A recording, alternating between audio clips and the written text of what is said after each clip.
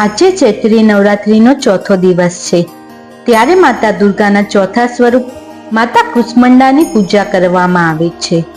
માતા કુષ્માંડાને આ સૃષ્ટિના સર્જક કહેવામાં આવે છે. એવું માનવામાં આવે છે કે જે લોકોને સંતાન ઈચ્છે છે તેમણે માતા કુષ્માંડાની પૂજા કરવી જોઈએ. માતા કુષ્માંડાની ઉપાસના કરવાથી ભક્તોના તમામ રોગ અને દુઃખોનો નાશ થાય છે. માતા કુષ્માંડા 9 દેવીઓમાંથી ચોથો અવતાર માનવામાં આવે છે. માતા કુષ્માંડાની 8 ભુજાઓ હોય છે, જેને કારણે તેને અષ્ટભુજા નામથી પણ ઓળખવામાં આવે છે. માના એક હાથમાં જપમાળા હોય છે. આ સાથે અન્ય 7 હાથમાં ધનુષ, બાણ, કમંડળ, કમળ, અમૃતપૂર્ણ કળશ, ચક્ર અને ગદા સામેલ છે. નવરાત્રિના ચોથા દિવસે પૂજાતી માતા કુષ્માંડાનો પ્રિય રંગ પીળો અને લીલો છે. પીળો રંગ તેજ અને ઉત્સાહનું પ્રતીક છે, જ્યારે લીલો રંગ શુભ માનવામાં આવે છે. માતા કુષ્માંડાને લાલ રંગના ફૂલ જેમ કે જાસૂદ અત્યંત પ્રિય છે. તેમની પૂજામાં લાલ ફૂલોની માળા અર્પણ કરવી વિશેષ ફળદાયી માનવામાં આવે છે.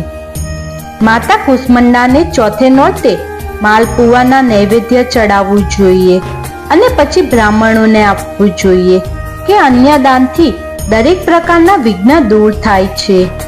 આ ઉપરાંત માને નારંગી રંગના વસ્ત્ર અને પૂજામાં કંકુમ, મેલી, અક્ષત અને પેઠાનો પ્રસાદ અર્પણ કરવામાં આવે છે. ચાલો હવે જાણીએ માતા કુષ્માંડાની કથા. ભગવતી દુર્ગાનું ચોથું સ્વરૂપનું નામ કુષ્માંડા છે. પોતાના મંદ મુસ્કાન દ્વારા બ્રહ્માંડને ઉત્પન્ન કર્યું, જેથી તેમને કુષ્માંડા દેવીના નામથી ઓળખવામાં આવે છે. સૃષ્ટિનું જ્યારે અસ્તિત્વ ન હતું ત્યારે સર્વ અંધકાર જ હતું. દેવી પોતાના ઇષ્ટ હાસ્યથી બ્રહ્માંડની રચના કરી હતી. આ જ સૃષ્ટિની આદિ સ્વરૂપતા આદિ શક્તિ છે.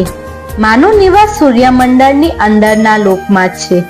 ત્યાં નિવાસ કરવાની ક્ષમતા અને શક્તિ માત્ર તેમાં જ છે. તેમના શરીરની ક્રાંતિ અને પ્રભા પણ સૂર્યની સમાન છે.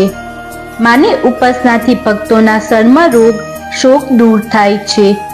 માની ભક્તિ આયુ, યશ, બળ અને આરોગ્યની વૃદ્ધિ થાય છે. માતા કુષ્માંડા સેવા અને ભક્તિથી પ્રસન્ન થાય છે.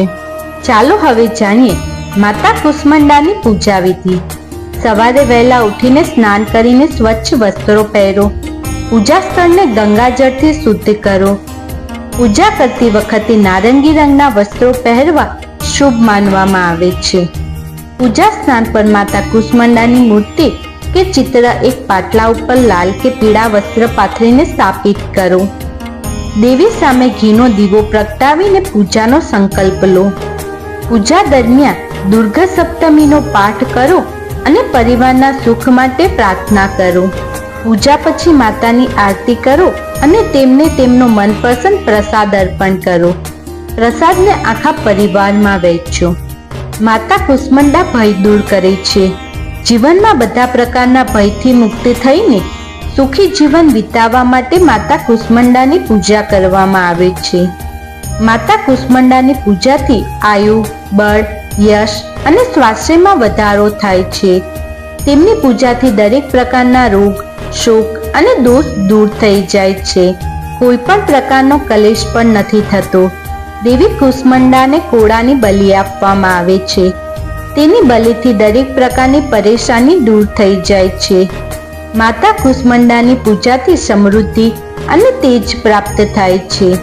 તેમની પૂજાથી જીવનમાં વ્યાધત અંધકાર દૂર થાય છે. જ્યોતિષ શાસ્ત્ર અનુસાર માતા કુષ્માંડાની કૃપા કેટલીક રાશિના લોકો માટે ખાસ માનવામાં આવે છે. સૌપ્રથમ સિંહ રાશિના લોકો માટે માતા કુષ્માંડા ખૂબ જ શુભ માનવામાં આવે છે, કારણ કે મા કુષ્માંડા સૂર્ય સાથે સંબંધિત માનવામાં આવે છે.